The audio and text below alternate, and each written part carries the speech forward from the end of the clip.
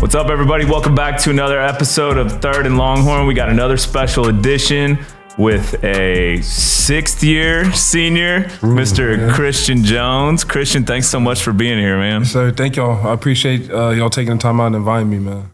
Man, we're excited to have you. So I believe I have this calculated correctly. You played in 60 games at Texas, is that right? I know it was 48 coming into the season, and we played 12. So I think that puts you at 60. But you know, you've obviously had some big awards, had some great things. I know it was a big deal to get you to come back to Texas. Talk a little bit about your thought process and what brought you back. Deciding to come back first started with realizing the opportunity that was ahead of us. We had a way better year too, and knowing that another offseason and another year with Coach Flood, Coach Becton, and Coach Sark would be to my benefit.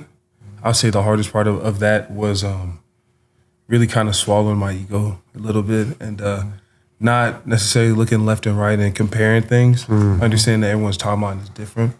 And that's kind of a hard pill to swallow if you're not ready for it, you're not being realistic. And man, also to win the championship, you know, to be able to someday go to the stadium and like have my kids and point up there and be like, Dad did that. I was a part of that team. So excited and know that we still got a couple more games to go. And so far so good. So yes, sir. Yeah, Christian, I honestly, I can see the smile on your face, man. I can feel the energy when you know what I mean. You see that where it's like, man, I got an opportunity to win a championship. That's what we play this game for, right? You know, we all, you know, sometimes fall short. I fell short. You fell short. A lot of times. So it's one of those things where that's the ultimate goal. And when you have an opportunity like you do to seize that, and even though you're the uncle of the group or however you want to call it. The grandpa. You know, he made you say it. Embrace that, right? Because I've been on in NFL football teams where I'm the 12th year, 13th, 14th year, and people are like, man, he's the uncle, and boom, boom, and I'm okay. Like, that's okay, cool. When it got there on this field, I'm the guy that's going to help you, that's going to that you can count on at the end of the day. So and they can count on you. And I've seen you practice. I've seen your aura about you around the team, around practice, just around the facilities. You always got a smile on your face every time I see you, man. I really appreciate that because I go up there sometimes and you'll walk by and you know I'm wiping boogers out of my eyes and you hey what's up, like, you know. I appreciate that, so I just want to let you know that. But what have you learned this year from being on this year's University of Texas football team? What have you learned this year in your 6th year? What have you learned? You've learned a lot through your career, but this year, what have you learned? Where you say, man, this was pretty cool. I didn't know I was going to learn this. Oh man, that's a great question. I would say that what I learned is the brotherhood of football.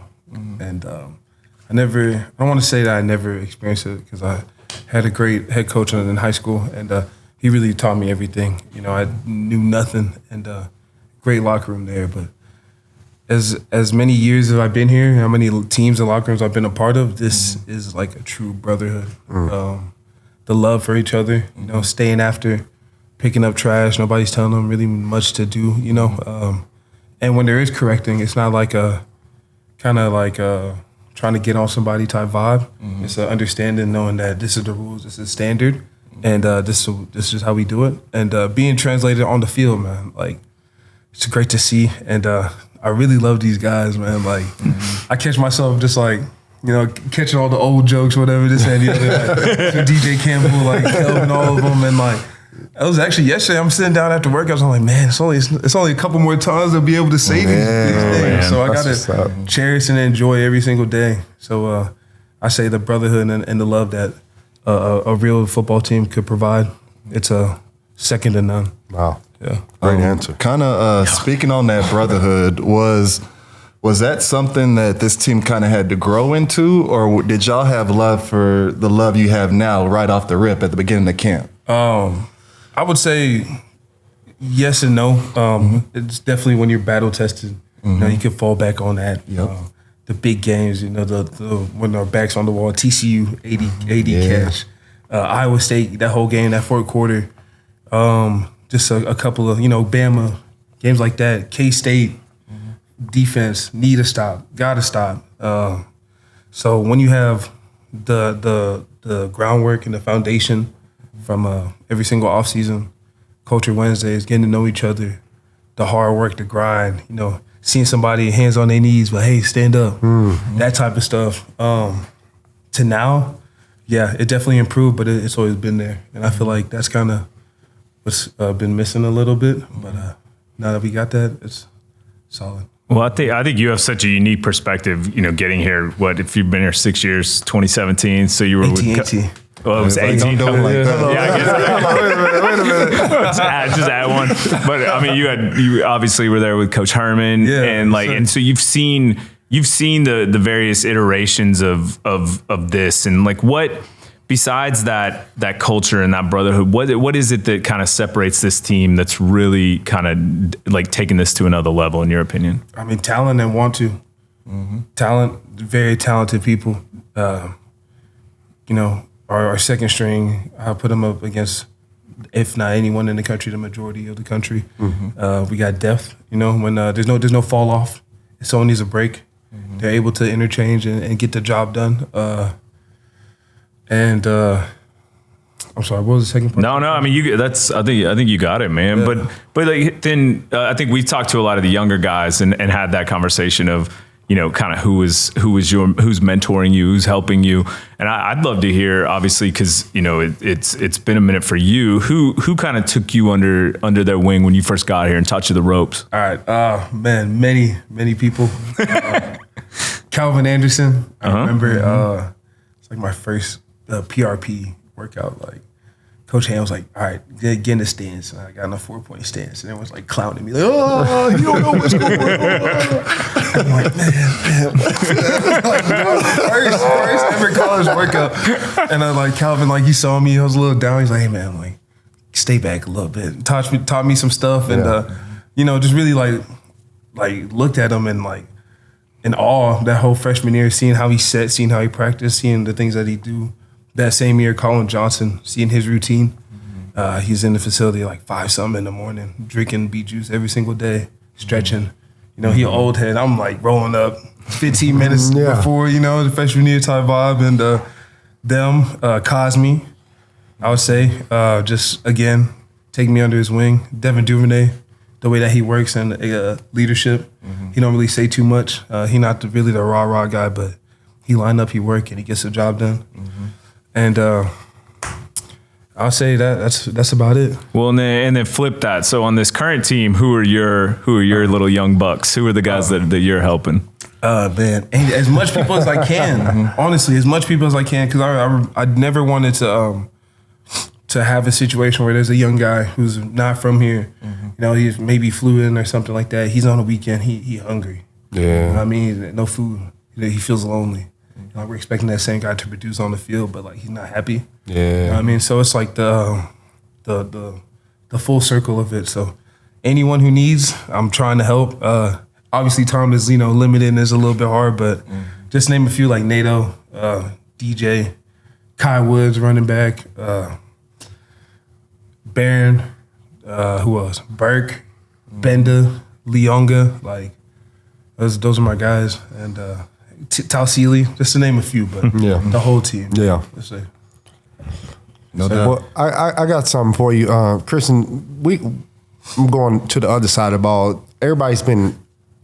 The whole country knows that our front line, defensive line is really, really good, right? Really, really good. I've seen them. They're NFL guys, and I've seen y'all do one-on-ones, right? Yeah. And I love it too. I love it. I wouldn't want to be over there. Just it's a lot of physicality going on, and I'm too small to be over there. But I tell you what, man. Tell me about the competition that y'all. I mean, it's in season. This ain't. I ain't talking about fall or spring. I'm talking about in season that y'all getting physical with each other, and it's all respect. It's football, right? You have some words here and there, but it's all football. But that competition between the defensive line, which is really good, and our offensive line, which is really good, how does that help you this year? And you're a 6-year guy, so some 6-year guys are like, or older guys are like, man, let the young people go at it. And, I'm pretty good. I'm confident in what I do. But you get in the mix as well, talking back and forth and just doing. And then afterwards, it's all handshakes and laughs or whatever. And then y'all go about y'all business. How has the one-on-ones and this the competition with the defensive line and the offensive line help you this season? Oh man, that's a great question. I would say kind of us understanding that it really starts in the trenches, and always, man, giving the opportunity, for our blitzes to get home with the right rush lanes or whatever, and us protecting the quarterback so he could throw the ball to the skill guys, to the playmakers. Yeah. It all ties together, and we're lucky. We get to go against Murph, AC, Sweat, Barron. You know what I mean? A lot of time, man. And you know that coach have them ready. Yeah. Bo have them ready now. So there'll be a couple times, like say we practice one day and we really get after it. We know that next day. It's the back and forth and the friendly competition and being able to be in the locker room and be like, man, defense had a bad day. Defense, man, offense not doing good, man. So that and the chirpiness and the back and forth. That's also just to get the juices flowing in practice, because you really can't play football when you're not at that level. You got to be at the certain space and that zone. So me being a leader, Sweat being a leader, Murph being a leader, they gravitate towards us. They look at us without us really knowing. So I'm talking trash, not just for me, but for everyone in the back who's about to go. You know what I mean? So by the time it gets the 2 deep, 3 deep, we're like, go again. Yeah. So it makes it fun. Awesome. And, good competition for sure. Yep. I love that. Kind of going back to Nick's question so you've obviously been at Texas for a while. You've seen different tenures at the coaching staff here at Texas. I felt like earlier on when Tom Herman was here, just as an ex-player from the outside looking in, I felt like he didn't really embrace the older guys and make us feel like family. And I feel like that's one of Sark's best qualities is when he came here, he embraced not only the current athletes, but he reached out to the ex-athletes and brought everybody together. And now we got this family atmosphere. Yes, sir. What do you feel like is, in your opinion, Coach Sark's best quality as a coach? Oh, man. I would say that his best quality is being able to make you believe that you can do anything. I guess when you're a kid, you're growing up, you got a good support system. Your kids, your dad, your mom's you can fly. At some point, you're going to believe that. You're going to try to. You know what I mean? And Sark does a very good job of cultivating that confidence of just letting everything hang out and just knowing that you're sticking our chest out, we're the bad guys and we execute, we'll be okay. So the positive energy, you don't have to run everything through fear or hey, we're all young adults. I don't want to say grown men yet, but young adults, and we make mistakes. We're human, but if you're having the effort and your mindset's in the right spot, then we can work with that. That's good. It's all through love, positivity. I love that. Well, I'm gonna take it back to the age thing just to keep that going. But I know I've seen a lot of posts about you got super into on I've seen on Instagram to Pilates, yoga, that kind of stuff. Talk a little bit about how that came about and how that's benefited you. That came about with coming back, the decision of that, wanting to be different. And hearing little here and there murmurs of how much better can he really get? He's old, this and the other. But I feel like my case is completely different than everyone else. Absolutely. Because I started playing football a little bit later, and every week, every day, I feel myself getting better, and it makes me hungrier. So knowing that I want to get better, I was a little chubby. Had to get on a meal plan, Shout out Mr. Nick from Meal Pros in Austin. He got 2 different locations, fire food. And love it. Also Miss Liza, Pilates Elite Core. She'll get after your ass, man. I remember the first time going, I had to sit in my truck for a good 30 minutes. Man, this is really what I'm gonna do. Yeah, so, Liza don't play no games. And man, she's so loving, and she works with you, and getting a group together, Misery loves company. So it was me, Witt, Barron, Benda, Isaiah Nair, just going up there, getting some work in, and it was a good thing. So just like understanding that I want to get better and changing the little things to get that overall sum of a big change. Yeah. Well, and you said you didn't start playing football till your junior year of high school. What sports did you play? Did you play other sports growing up? I was soccer all the way through. Oh, that's right. That's skinny. That was like 100-something pounds. Hold on. I mean, that's the footwork. You were 6'7" playing soccer. I was like 6'4", like, you know what I mean? Like, hit puberty, little brace face. Like, but yeah, I was just skinny, lanky, and like I thought I was gonna like play in England and like be national team, this and the other. Like, shout out my boy Chris. He's living the dream that I, at first wanted to live, but I reached out to you about that. Yeah. Like, so did y'all play together growing up? So he's referring to Chris Richards, who's on the U.S. national team. Oh, wow. Yeah. In soccer. Nah, man. I mean, he was so good. We were in the same club. He was on the same team for like a day. Went to the U18s and just kept on, you know what I mean? He's a beast. Yeah, it's great to see, man. And like having like circle of friends like that makes you like want to push and be better. So, yeah. So you never had the desire to play football up until your junior year? I played football in elementary school, like Pee Wee. I hated it. I hated it, like passionate. At practice, like kicking grass, like and then middle school I was a kicker, and that was it. Wow, that's it, just kicker. Your coaches did you a disservice, man. If I was a little league coach, I bet they looking like what? Whoops. Sure. And then high school's second semester of sophomore year is when I like really dove into football. What position? Defensive end, didn't know nothing. I was just running. I can see that. That's the spot you will put somebody in if they don't. Well, and especially with his footwork too. He's got. I'm sure you coming from soccer. You had good footwork. Running, it's a motor. Yeah, just motor. That's it. When did you move to offensive tackle? My senior year, and I remember that vividly. Man, I didn't really know much. I was like, no, hell no, I don't want to play O-line. That's lame. Like, all I knew at that point was like soccer games. No one went to the games except for your girlfriend, your family, or like your best friends. Yeah. The football games, everyone get new clothes, everyone go to the game, it's live. You play D-line, you get a sack, your name get called. Yeah. So that's like kind of like where I'm at that point. I'm like, man, I'm trying to get sacks. I'm trying to like this and the other. Like, O-line is boring. But shout out Coach Faith, my high school coach at the time. And he knew way more than I did. Definitely O-line has been beneficial to me. And playing D-line, I don't see as far as a future. So happy to play O-line and have appreciation. Right choice. Yeah, that's right, Charles. Yeah. You would have been out there at some point, so better sooner than later. No, facts. I see this question. This props to Mark Higgins on this. Is a great question. Which team's defensive line talked the most smack this year?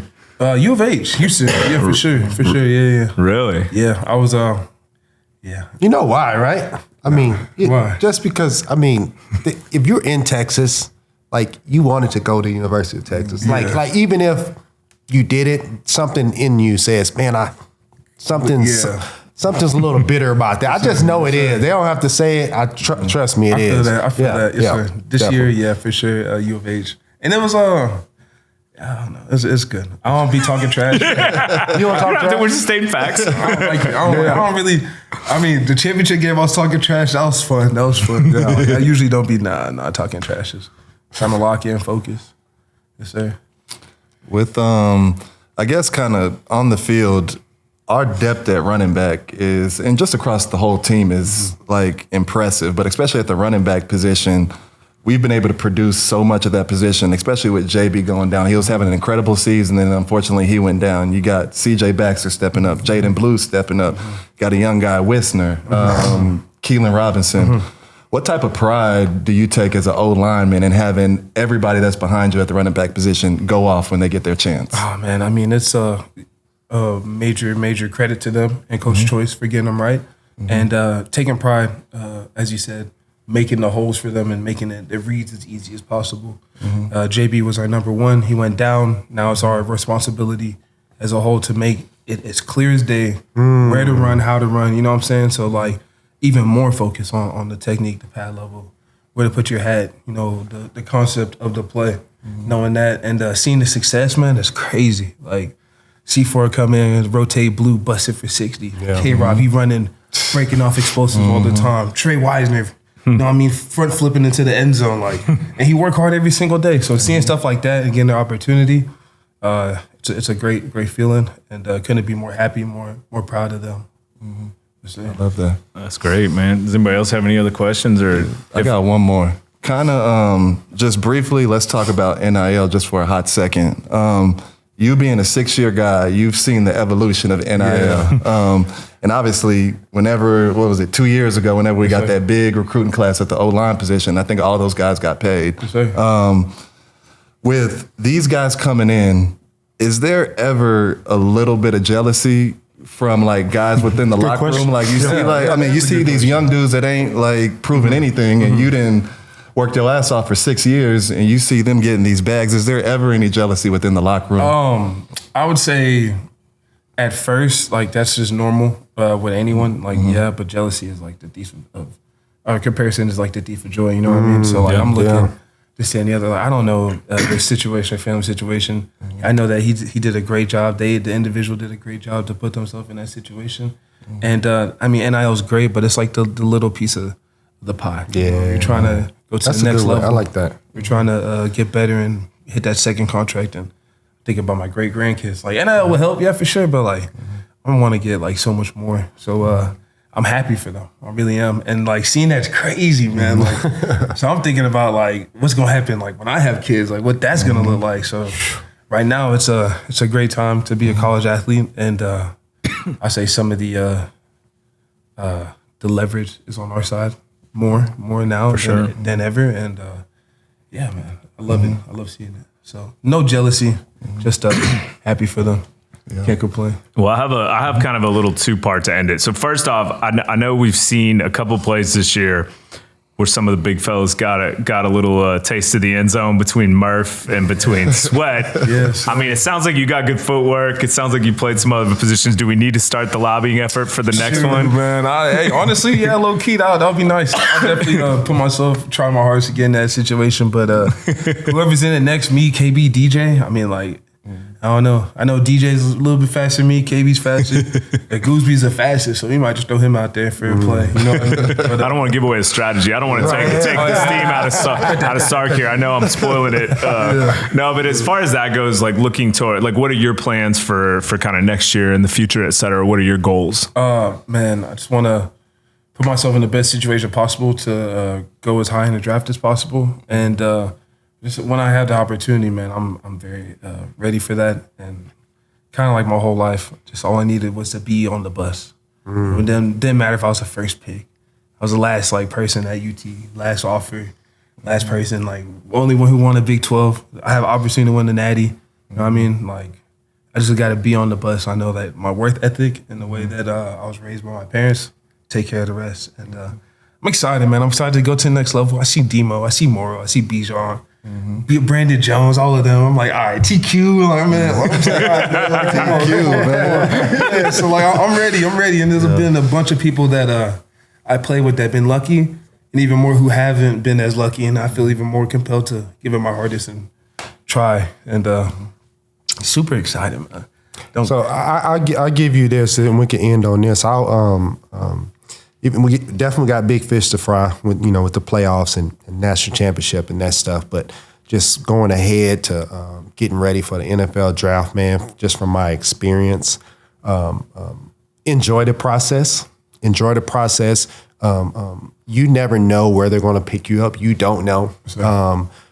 But the best thing you can do is wherever you get picked up, regardless if you go early than you think or later as you think, when you get on that team, that's when the real work starts. Like, I've seen like guys come in at six round pick or free agents, and if that guy's busting his tail and making plays out there on the field and doing this thing, everybody's like, man, we need to play this guy. Like, people speak up in the NFL. People speak up for players that just bust their tail. So regardless of where you get picked up, just know the real work starts when you get there, bro. When you get there, and the mindset you have, you done got it out the mud.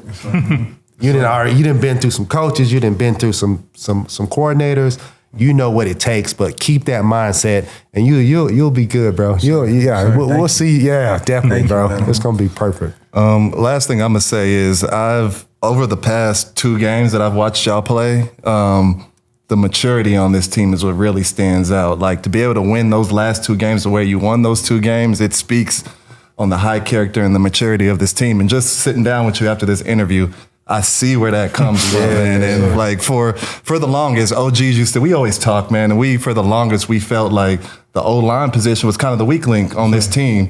And fast forward into 2023, y'all turned into one of the strongest units on this team. And I commend you for that, man. And I appreciate your leadership, and it showed on this interview. So thank you. Thank you. Thank you. That's awesome. Thanks for being here, Christian. We really appreciate it, man. And good luck to you. We're excited to watch where things go for you. Thank you.